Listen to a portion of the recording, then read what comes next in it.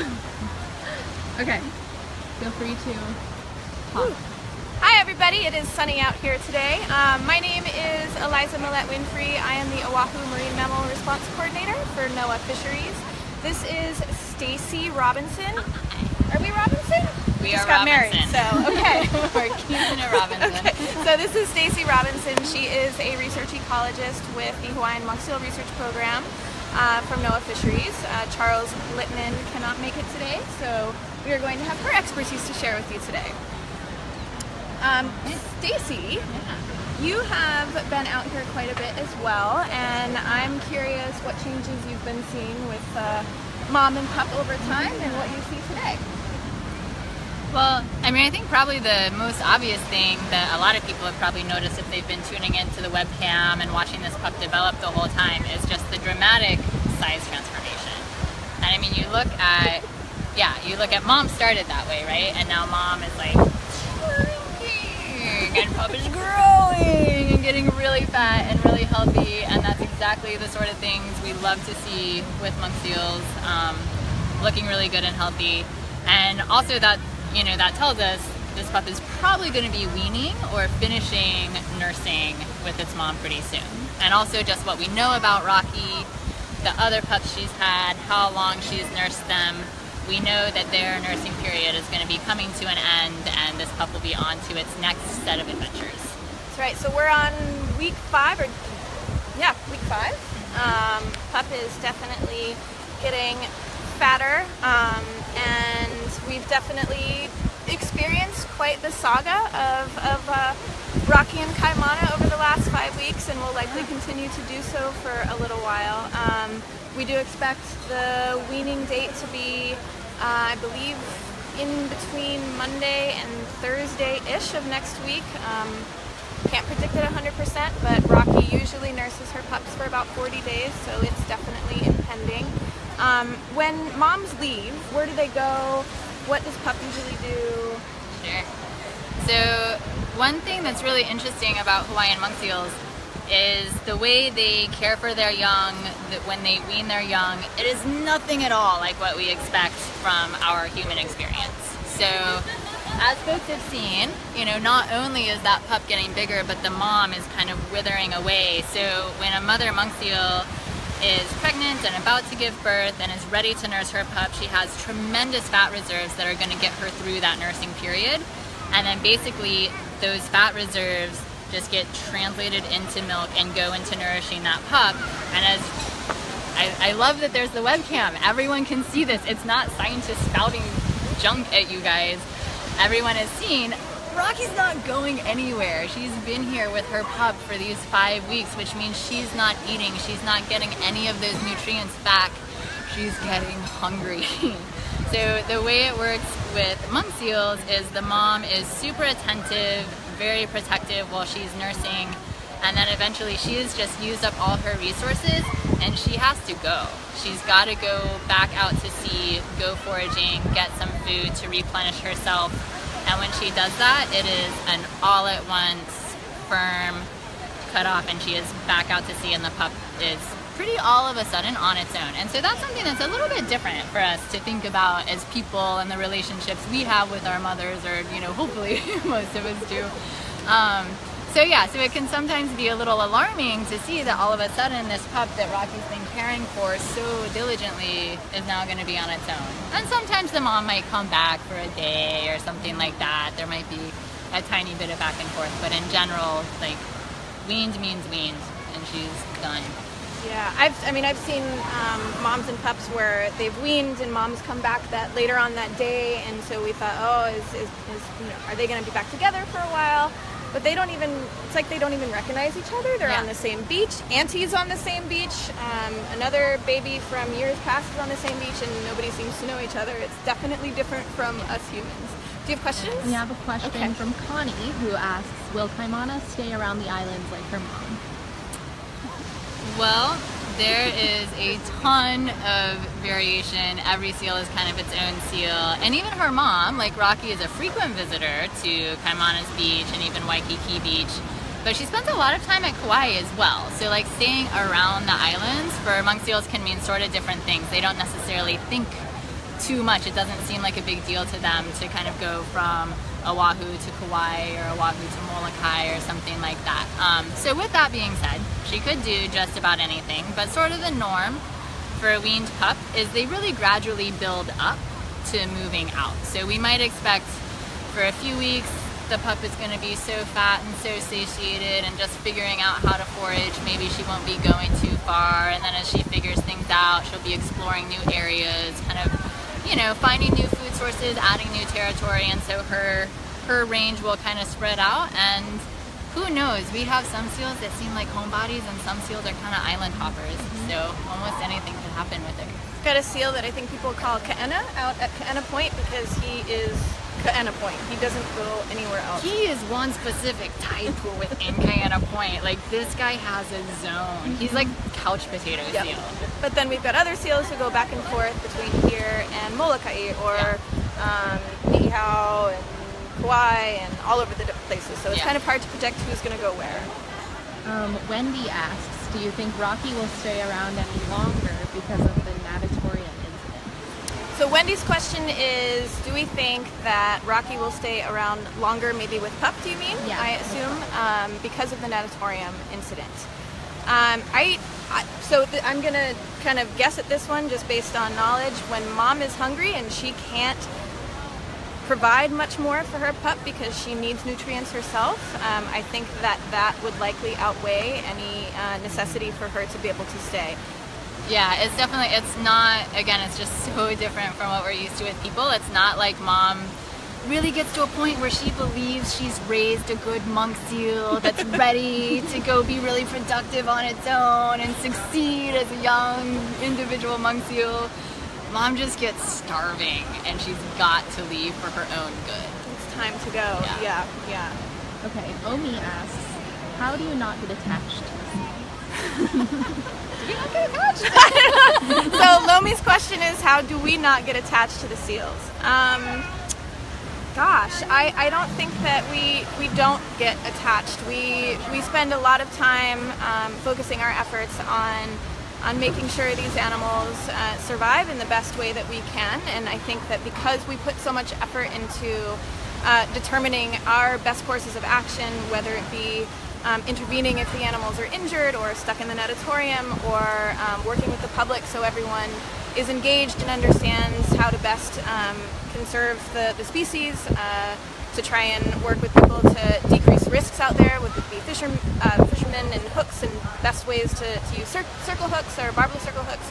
I think because we know we put a lot of thought and effort into working with the community and internally when we do any type of responses, that we know we're doing our best, and that's all we can do. And I think the answer is we do get attached to seals. I think most of us, we stick to the science, we look at the population as a whole, but I think most of us have a favorite seal, or at least a least favorite seal, depending on which emergencies we might have been part of. I personally did not have a favorite seal. I've been with the program for 2.5, almost 3 years now, and there's so many different seals that we've worked with, and they each have their own sort of quirks. Benny. But there wasn't one in particular that I would say it was my favorite until now. Kaimana, the rule breaker, I have a bit of affinity towards at this point, so yeah. Okay, we have a question from Tara. She asks, how many pups were born this year? So on Oahu, we've had 4 pups.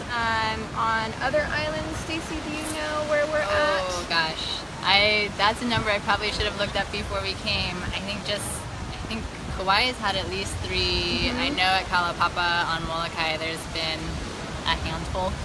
I forget the exact number. I think we're kind of embarking on the pupping season, so we've definitely got quite a few across the islands right now. Okay, Donald asks, how many of Rocky's previous pups have been seen recently, and what is mortality for pups like?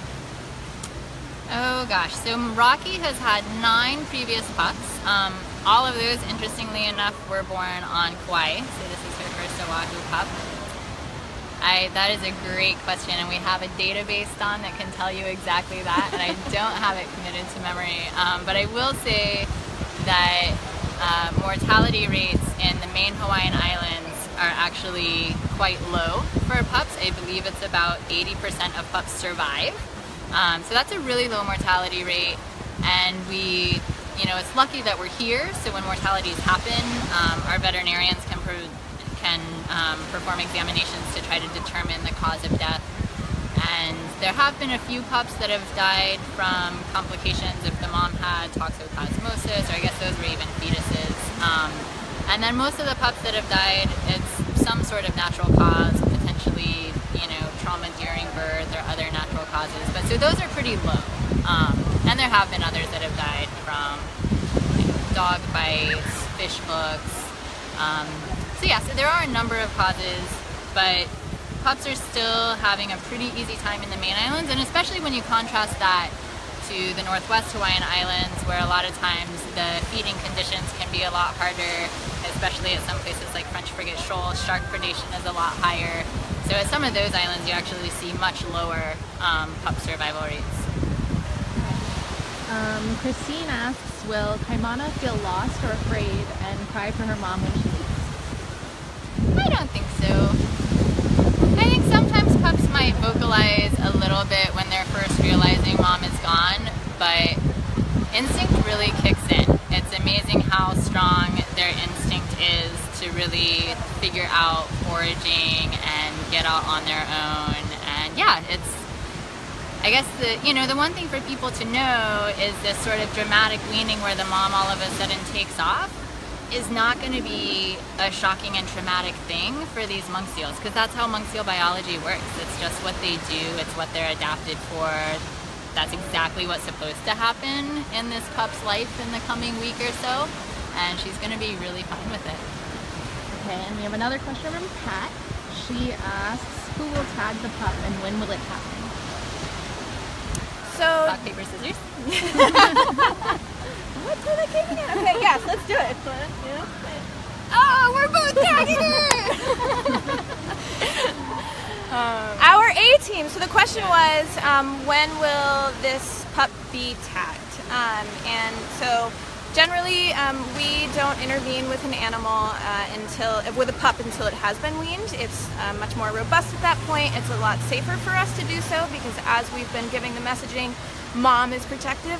Mom is protective. We definitely don't want to have to get near the pup during this period if we don't have to.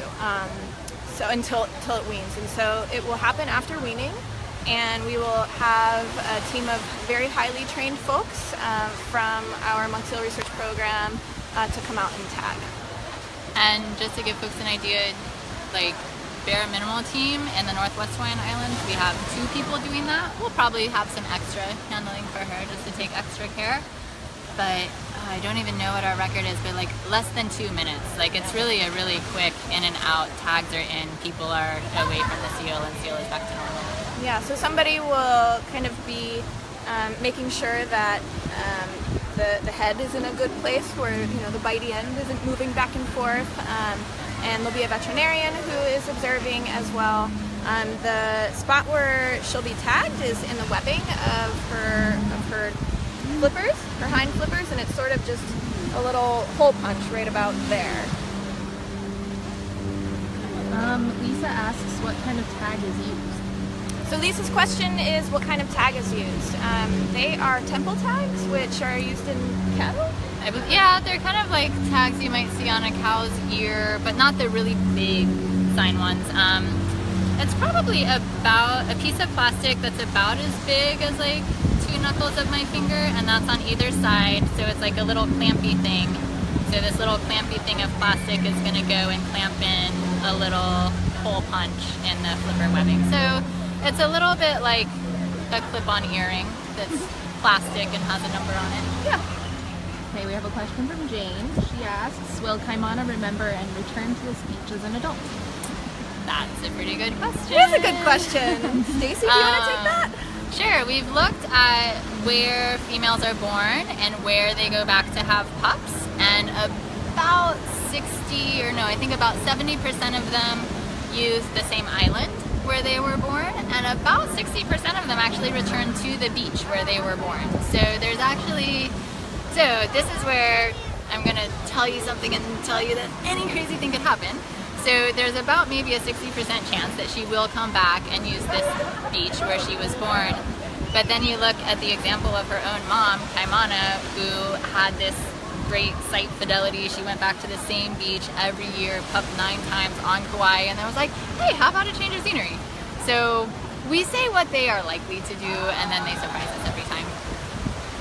Okay, Tara has 2 questions. Do the tags generally stay for their entire lives? And how long until pup has her own baby? So I'll take part A. The question was, do the tags stay on for their entire lives? I'm not actually certain how long the longest one has lasted, but they can last a pretty long time. They're plastic, so it really just depends on weathering and how much the animal, you know, is moving around in rocks and things like that. But they've definitely stayed on for, I think, a couple of them for years. Oh yeah, decades. Decades even. Okay, wow. So yeah, quite a while, but we definitely have some that have degraded and you can't really see the numbers that well. And so if there's situations where we need to intervene, they might be re-tagged at that point. Yeah, and as far as when she might start having pups of her own, around age 5 is pretty typical for the first pupping of females in the main islands. And that's one of those interesting things that varies from place to place too. Some of the areas in the Northwest Hawaiian Islands where there are fewer food resources, it actually takes a bit longer for animals to reach maturity. So, but seeing animals breed at, breeding consistently, breeding at relatively young ages is a really good sign for the ecosystem. And so yeah, we'll be keeping a close watch on her in about 4 or 5 years to see what happens. And I think that's actually a good, segue to a question that I had. So Rocky is 17 years old, and she has had, this is her 10th pup, so she started quite a while ago. Yeah. How many pups do females usually have on average? Or I guess my biggest question is, how important is a female to the population? So the main answer is hugely important. We do have a lot of statistics on the breeding rate of animals and how likely they are to have how many pups from how many ages. But we expect a female in her prime, maybe, in the average scheme of things, might have like 7 or 8 pups. So Rocky having 10, superstar.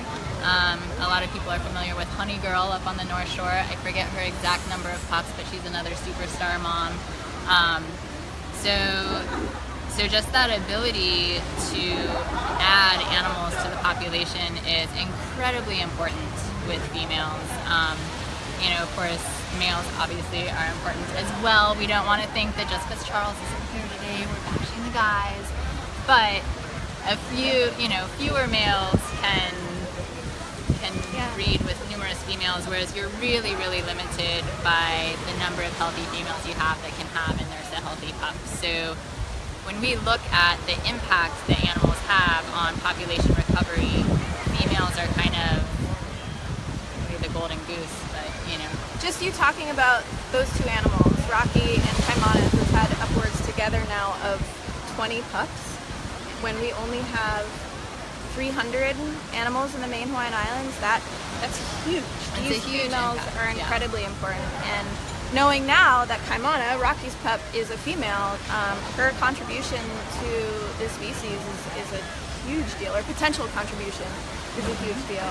And there's people have asked some questions about the natatorium, and where Kaimana might come back to pup eventually. And I think that this time here has definitely shown there's a lot of risks on this beach. There's risks of interactions with humans and safety. If Kaimana does come back here in pups, what will that impact be to all of the maybe 10 plus animals that she produces? And the ocean users that continue to use absolutely. The beach, so if we have more protective mom here next year or 5 years from now, what is that impact going to be on the people? We've got hazards out here beyond to people. We've got, obviously natatorium is something that we're very concerned about for risks for entrapment for the animals. So these are a lot of things that we're taking into account right now and trying to determine what our next steps might be. Okay, we have two questions. The first is from Brent, who asks, do you ever attach cameras to milk seals? And the second is from Mike, who asks, are pups ever rejected by mom? And if so, do you guys take over? So the two questions, the first one is, do we ever put cameras on seals? And actually, we're really, really lucky to have Dr. Robinson here because she's quite the expert. So I will let her follow up with that one. Sure. I have put a couple cameras on seals. We've had projects putting cameras on seals. Oh gosh, I think the first one's even started with some really big bulky cameras in the late 90s, and then since then we've gotten finer technology.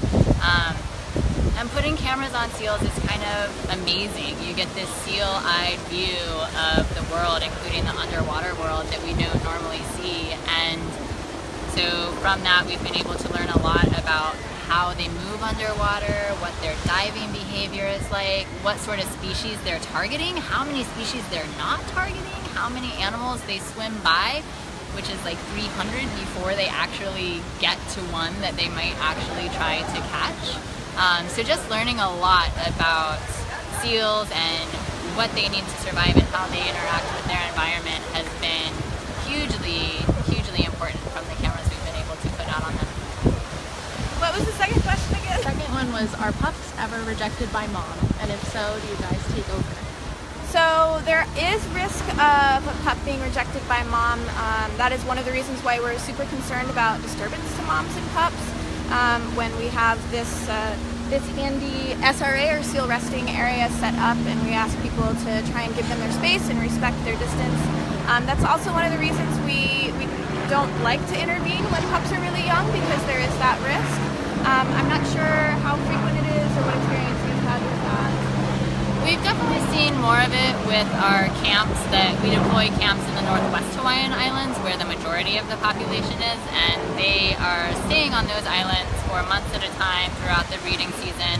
And of course there's just more animals there, so we see more pupping events. So our research team has had more experience with observing pupping events and pup care and mom-pup interactions up in the Northwest Islands.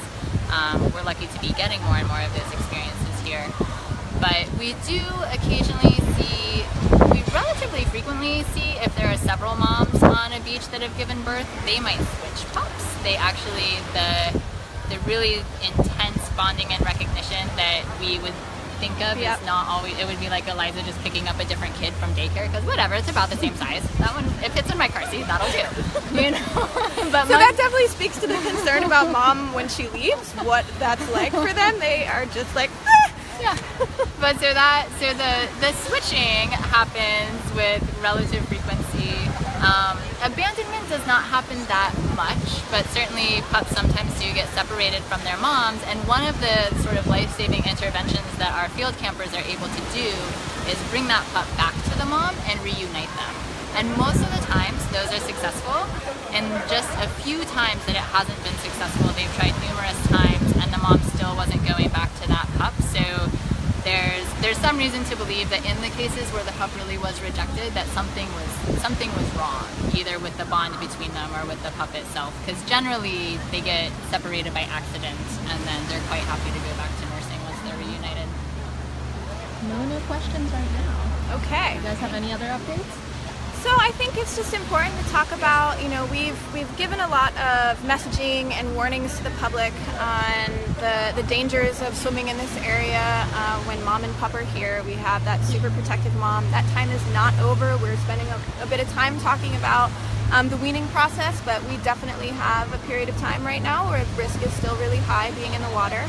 I think that, you know, it's been really awesome to come down here and see, for example, yesterday when mom and pup got in the natatorium again, when they did finally come out, lifeguards were talking with folks and they're on the bullhorn and letting people know, and everyone really responded so great to the lifeguards. We want to thank you so much. We had a mom that was probably pretty stressed out, swimming in the water, at times searching for pup, and then when they were reunited, swimming back to find a place to rest.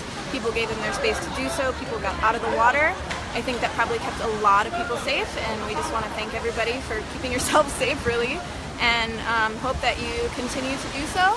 I do think that, you know, just being out here today and seeing, again, we've got mom and pup resting on shore, and people are still in the water, and, you know, that's everyone's own personal decision, and it's still putting yourself at risk. And that does give us something to think about for the future when mom does leave. We could have a scenario where we have a pup that's left without protection from mom, a pup that is seeking interactions, looking around, exploring. Yeah. So a question about that. Yeah. So I think it's pretty easy for people to understand the risk of this, you know, 400 or 500 pound mom with teeth, and she's protective. But so, I mean, really, are there risks of an adorable fuzzy pup swimming around on her own?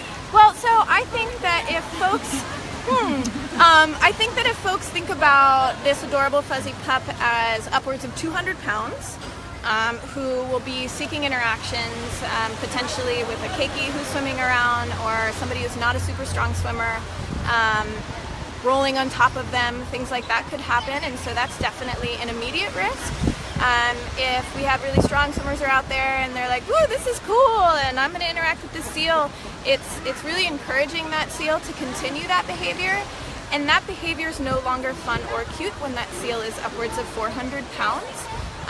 So there is immediate risk, but then there is a potential lifelong risk for both people if this seal gets really used to and excited by human interaction, and a risk to the seal if it becomes interested in humans like that. So there's actually quite a bit of risk for her to be in this area and around people. Around as she gets bigger, we've got these holes in the natatorium. What that might look like for her when she's used to going through one hole where she can fit, and you know, who knows what will happen when she tries to come in the next time when she's bigger. So there's a lot of risks right now that we're taking a look at to try and understand what is best for the seal, what's best for people, for safety for both of them, for her continuing to stay here. So yeah, internally we are having a very big risk assessment right now to try and determine what happens next. We have a couple of questions. Tara asks, during the natatorium incident, how do you decide whether or not to intervene? And Omi asks, will volunteers still be monitoring until Kaimana leaves the beach?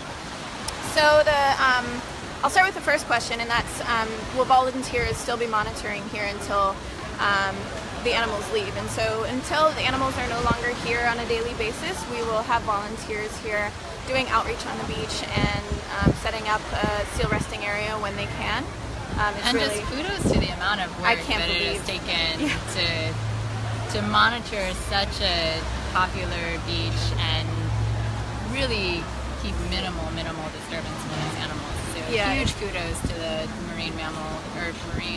Hawaiian Marine Animal Response. Yes, they've just changed their name. So, I think just also to note that there are other pupping events on island right now. So these volunteers are doing the same thing at those other locations. So they're stretched so thin across the island to make sure that they're with these animals every single day to be able to provide outreach and make sure that they have their space. So it's been astounding what they've been able to do, especially in this brand new situation that we have never experienced before in a super huge high-use beach in Waikiki.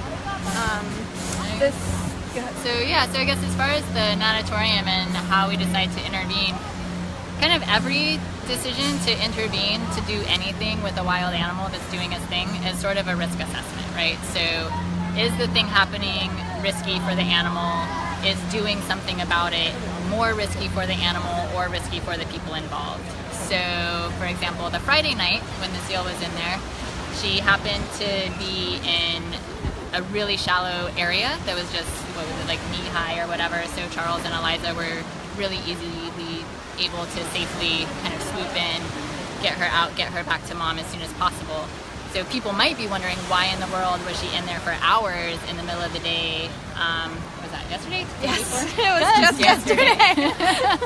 And so part of the reason that it was so much more long and drawn out yesterday was because she was swimming in the deep parts of the natatorium, and so it would not be very safe for people or for her for us to try to find some way of charging into 8 to 10 foot deep water with rebar and concrete and whatever. So it's always a risk assessment. And so in that case, thankfully, the mom found her way in there and led them both out. There were certainly some moments of holding our breath when we weren't sure exactly how many of them were going to get stuck and how bad that was going to be.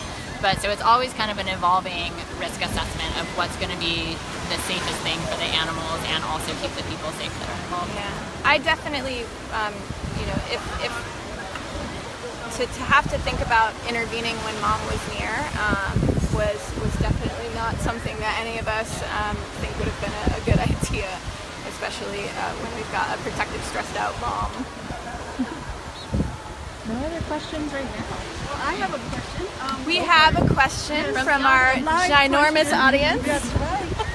When the pup is here alone, does the pup eat? And if so, what does the pup eat?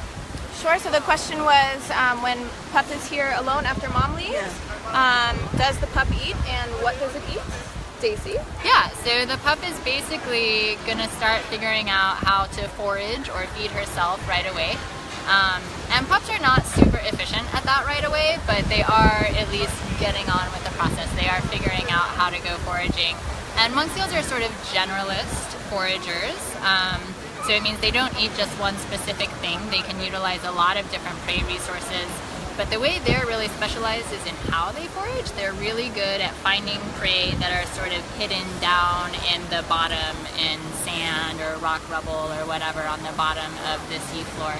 So she's going to start cruising around, diving down to the bottom, looking for whatever's on the bottom. And should be a variety of fish, potentially shellfish, potentially taco. Pups seem to love eating sea cucumbers and squishing their guts all over their face and making us fear that they're stuck in a net, just because sea cucumber guts look all stringy. So yeah, so she's much like any toddler or whatever, she is going to get into all sorts of things. She's going to put everything in her mouth, and some of it's going to probably be kind of scary. Is the mom going to, like, isn't the mom doing that now to get a little bit of food in? The mom might get something every now and then, but she's really not going out foraging. So like for a seal as large as Rocky, it's not typical for her to be foraging just in like these really shallow beach waters right here. There's going to be a lot more food for her a little bit further offshore. So usually like in 10 to 20 meters of water is where they're going to, maybe even to 50 meters is where they spend most of their time. They do go deeper, they do go shallower, but usually a little further off. Okay, thank you. But most of the time here, mom is just focusing on nursing her pup, and that's why she'll eventually get real hungry and exit. Yep. Yeah. I heard there's a paddleboard race coming up on the 13th, and it's going to culminate here. So the question is there a paddleboard race that's going to, I believe, end here in the next couple of weeks? Yeah, and so we're actually working with the state and city and county and different partners like Outrigger Canoe Club and Ocean Safety to try and determine what kind of threats might exist for Kaimana after mom has left. And you know, that is definitely part of our risk assessment right now, is what type of events are here, how many people will be using the beach. There's several different events. I think there's an open water swim. And as we were talking with Ocean Safety, as the surf pumps up, there's going to be a lot more users in the water as well. So there's, you know, lifeguards are going to really have to focus on like what they do as always is human safety. And so it's going to be a really difficult scenario with that many people on the beach and that many people in the water with a weaned pup, which is definitely part of our conversation right now to try and figure out what's best for her. Grace has a question. Will mom just leave, or will there be some signals to get Kaimana ready beforehand? So the question was, will mom just up and leave when she's weaning pup, or will there be some sort of signals to pup at that point in time, letting her know she's on her way out? Stacie? Yep. She's gonna leave.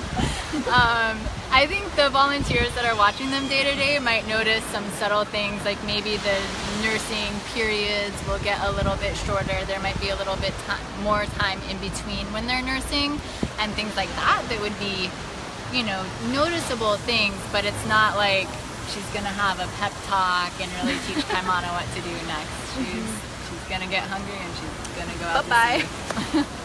Okay. There was actually another question from our crowd on the beach. Yes, when you tag the pup and do vaccinations, are you going to draw blood and see if there's any pup is exposed to any toxins while in the medical? So the question was, when we do, after pup weans and we tag, and we will also be vaccinating as well, will there be any blood drawn to test for toxins? Dr. Robinson, do you know the answer to that? We don't typically draw blood when we tag, because one of the nice things about working with a relatively small weaned pup is they're more docile and easy to handle, so we can do that safely without having to sedate them.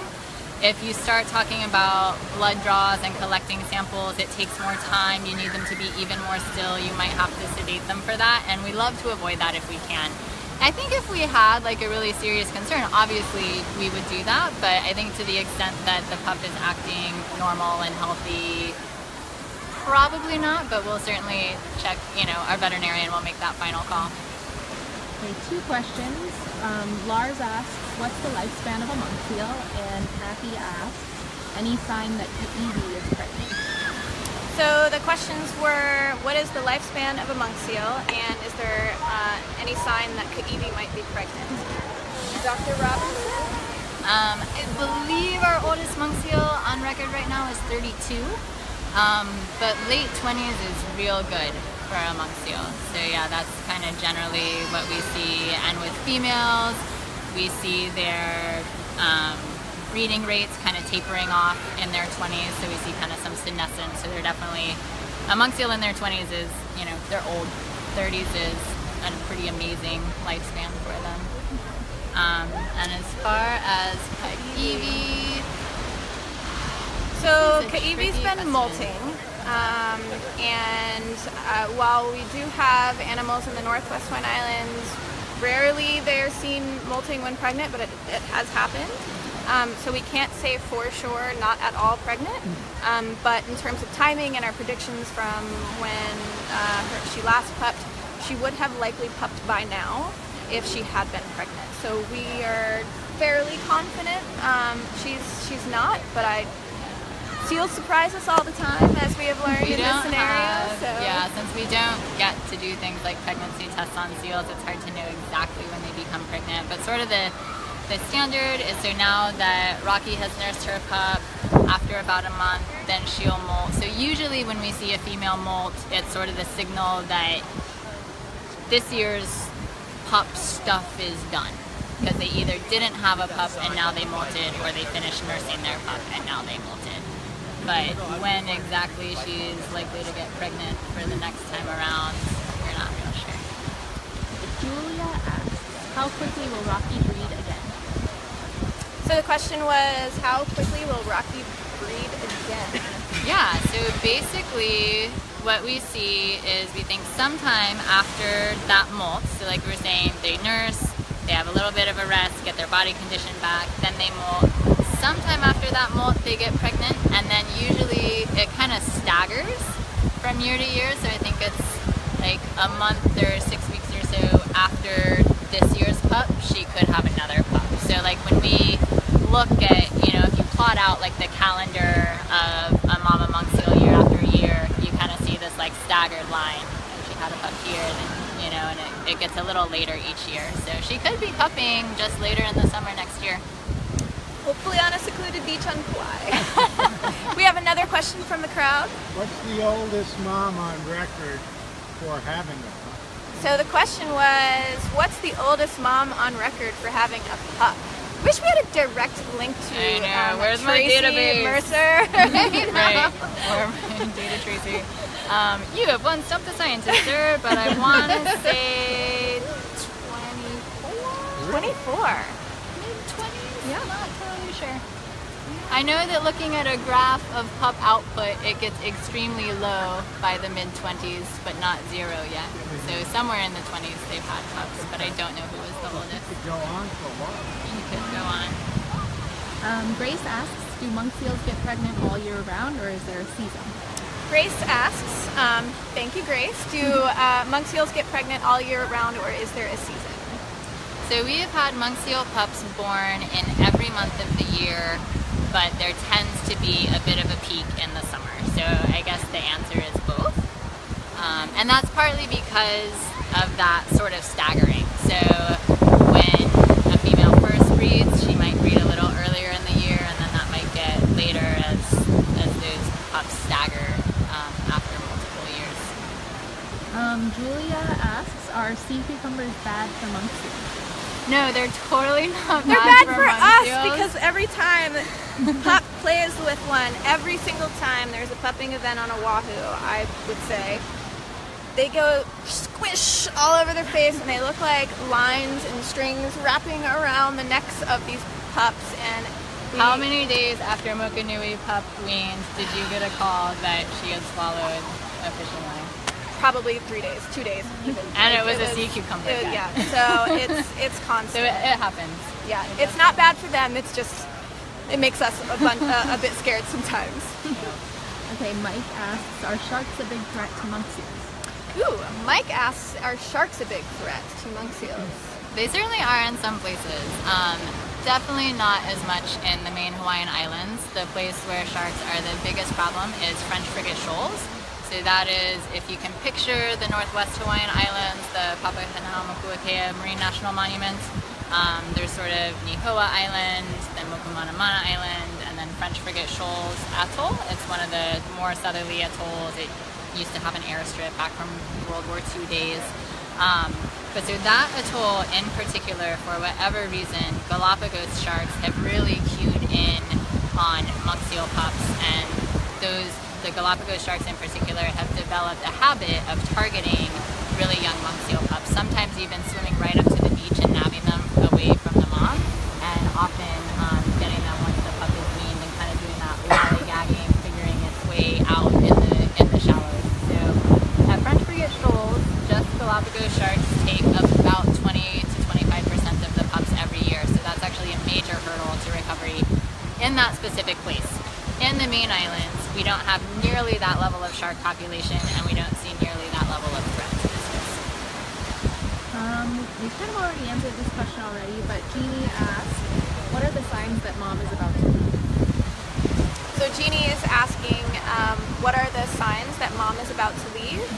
And I think that, the volunteers who are here every single day and watching minute by minute every behavior that these animals do might start to notice some subtle changes, but it would likely be pretty difficult even for them to see. But mom will probably just up and go, I'm hungry, time to go, and be gone. And so I guess, when we talk about, we really think she'll wean next week from Monday to Thursday, that's not because we are looking at her and seeing any dramatic signs that other people just aren't getting.